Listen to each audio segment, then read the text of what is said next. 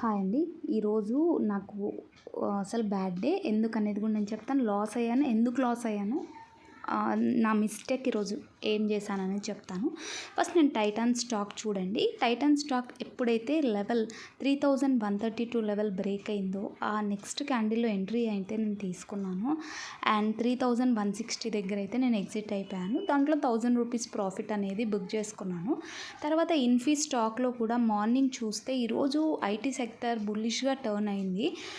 నిన్న కూడా బుల్లిష్ ఉండింది, బట్ నేను అంత అబ్జర్వేషన్ చేయలే. 5 మినిట్స్ క్యాండిల్లో ఎప్పుడైతే 5 మినిట్స్ క్యాండిల్ క్లోజ్ అయిందో first 5 minutes candle immediate next క్యాండిల్లో ఎంట్రీ అనేది తీసుకున్నాను. అండ్ తర్వాత 9:30 తర్వాత క్యాండిల్ అంటే 9:35 క్యాండిల్లో 15 మినిట్స్లో చూస్తే సెకండ్ క్యాండిల్లో నేను ఎగ్జిట్ అయితే అయిపోయాను. దాంట్లో కూడా ప్రాఫిట్ అనేది బుక్ చేసుకున్నాను. అండ్ లాస్ వచ్చినవి చూపిస్తాను. సో లాస్ వచ్చినది ఏంటంటే నిఫ్టీ మిడ్ క్యాప్ సెలెక్ట్. అసలు దీంట్లో నేను ఎంట్రీ అనేది ఎప్పుడు కూడా తీసుకోను, బికాజ్ ఈ మిడ్ క్యాప్ సెలెక్ట్ అనేది చాలా వోలటైల్గా ఉంటుంది. అందుకే చిన్న స్టాప్ లాస్ పెట్టుకొని మరి నేను ఈరోజు ట్రేడ్ చేశాను. ఆ స్టాప్ లాస్ అనేది నాకు హిట్ అయిపోయింది. అండ్ నాకు లాస్ వచ్చిన స్టాక్ వచ్చేసేసి Polycab stock. Heavy loss, ఎంత హెవీ లాస్ అంటే అంత హెవీ లాస్ వచ్చింది. యాక్చువల్గా నేను 325కి ఎంట్రీ అనేది తీసుకున్నాను. 5420 దగ్గర నేను ఎంట్రీ అనేది తీసుకున్నాను.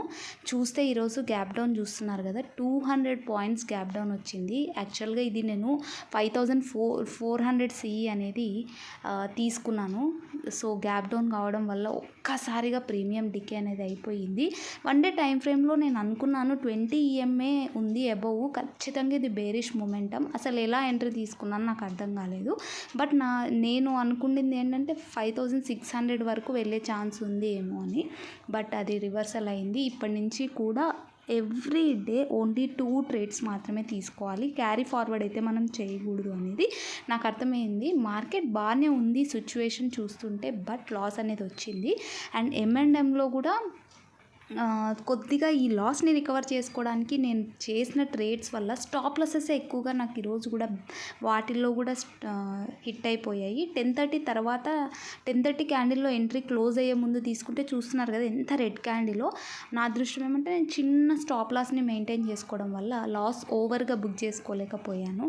సో ఇలా జరగడం వల్ల ఈరోజు అంతా కూడా నేను క్యారీ ఫార్వర్డ్ చేయడం వల్ల లాసెస్ వచ్చాయి. నార్మల్ ట్రేడ్స్లో ఎలాంటి ఎక్కువ లాసెస్ అయితే నాకు ఈరోజు ఏమీ రాలేదండి. క్యారీ ఫార్వర్డ్ చేయడం అనేది నేను చేసిన బిగ్ మిస్టేక్. ఈరోజు నుంచి no carry forwards up to our 100 days challenge. And తర్వాత రోజుకి ఓన్లీ 2 ట్రేడ్స్. ఎంత బుల్లిష్గా ఉంది బేరిష్గా ఉంది market, only 2 trades per day. So ఇలా నా లాస్ అనేది 14,000కి వెళ్ళిపోయింది. Thank you so much for watching.